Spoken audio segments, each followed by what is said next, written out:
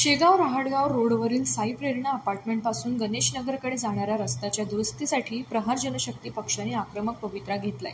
पक्षाचे कामगार जिल्हाध्यक्ष गौरव ठाकरे यांनी 23 जून 2025 रोजी महानगरपालिका आयुक्तांना निवेदन देऊन रस्त्याच्या दुरुस्तीची मागणी केली होती। मात्र नवीन आयुक्तांनी यावर कोणतीही कारवाई न केल्याने स्थानिक रहिवाशांमध्ये संताप आहे। रस्त्याच्या आजूबाजूच्या लेआउट धारकांकडून पालिकेतील भ्रष्ट कर्मचाऱ्यांनी पैसे घेऊन काम अपूर्ण ठेवल्याचा गंभीर आरोप पक्षाने केला आहे। या संदर्भात प्रहार जनशक्ती पक्षाने 8 जुलै 2025 रोजी सकाळी आयुक्तांच्या दालनात आंदोलन करण्याचा निर्णय आहे। यावेळी जिल्हाध्यक्ष छोटू महाराज वसू, कामगार जिल्हाध्यक्ष गौरव ठाकरे, महानगर प्रमुख बंटी रामटेके, संपर्क प्रमुख गोलू पाटील, मधुकर भुले, शुभम झलके, विशाल दंडगव्हाळ, विनय जायले यांच्यासह असंख्य प्रहार पदाधिकारी आणि स्थानिक रहिवासी सहभागी होणार आहेत। रस्त्यावरील जनावरे आणि साप यांचे लाईव्ह टेलिकास्ट करून जनजागृती करण्याचा पक्षाचा मानस आहे।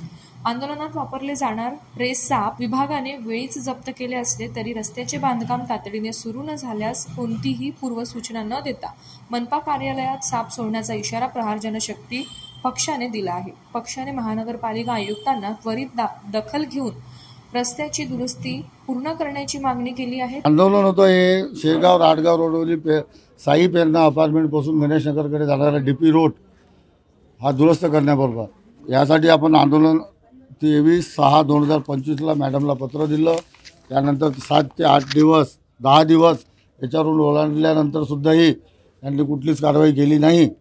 इथल्या भ्रष्ट कर्मचाऱ्यांनी तिथचा जो लेआउट धारक आहे खेमचंदानी याच्याकडून पैशाची घुस घेऊन येलो झोनचं ग्रीन झोन करून त्या रस्त्यापर्यंत पोहोचून दिलं आणि आता तो रस्ता पूर्ण कराल तर त्याचा तो कंपाऊंड तुटल या भीतीने हे भ्रष्ट कर्मचारी महानगरपालिकेतले ते रोड दुरुस्त करत नाही आहेत आणि तो दुरुस्त आजच्या तारखेत आम्हाला जर काम चालू झालं नाही तर त्याच रोडवर बसून असंख्य लोक जेवढे जे आले असतील तिथं आंदोलन चालू करू। आप जप्त केला आमचा सिटी कोतवाली सांगणार साहेबांनी आता न कळत सांगणार। आता जर मागण्या मंजूर झाल्या नाही आजच्या तारखेत तर न कळत मी नाक आणून सोडल। आता मी इंटिमेशन नाही देणार, मी असं पत्र नाही देणार की साप सोडणार म्हणून, डायरेक्ट आणणार आणि सोडणार।